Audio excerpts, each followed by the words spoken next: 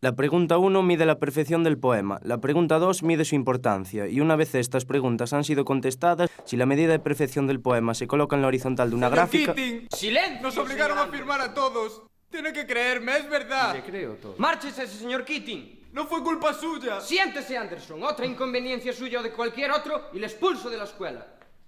Váyase, señor Keating. He dicho que se vaya, señor Keating.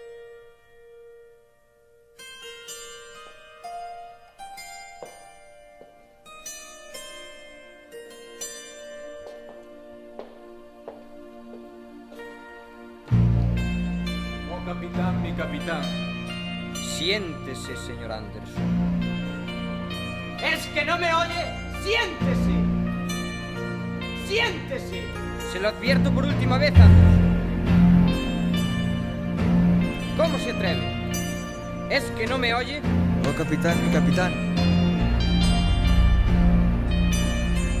Señor Overstreet, le aconsejo que se siente. ¡Siéntense!